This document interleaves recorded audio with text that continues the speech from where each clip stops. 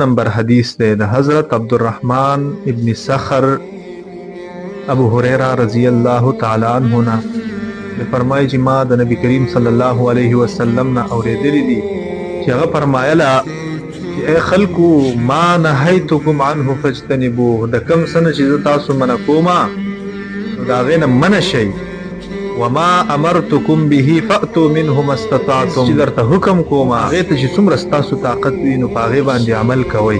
په دې حدیث کې نبی کریم صلی الله علیه وسلم ناشنا نقطه ذکر کړی دا او هغه نقطه دا ده چې نبی کریم صلی الله علیه وسلم فرمایي چې کوم چیز په اسلام کې ممنوع ده نو دې ته بیخي راتګ نه ما نهیتکم عنه فاجتنبوه هغه خواله به هم نه ورځي هغه ګناه کول لري خبره بلکې د هغه خواله به هم نه ورځي. صلی الله علیه وسلم فرمایي چې د کوم چیز حکم کوما نو دغه چیز چې څومره ستا وس او طاقت نو د خپل وس مطابق په دغه حکم باندې عمل کوه.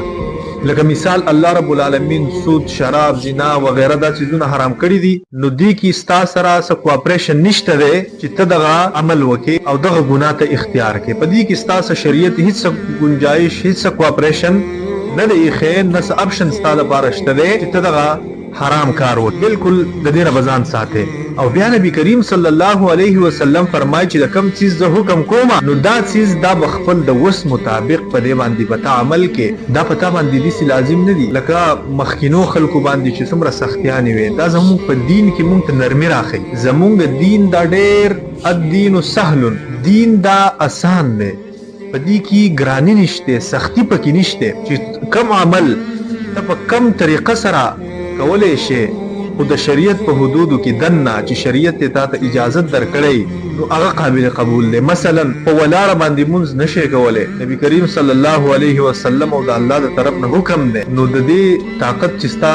څنګه دی نو په هغه طریقه یې وکړه. مثلا په ولاړه مونږ نشي کولای په ناسته وکړه بیمار روزه نشي نیو دی قضا راوړه په سفر کې ته روانه او پورا مونږ ته نشي کولای نماز قصر کوا بنا بر اختلاف اگر چې په دې کې اختلاف دی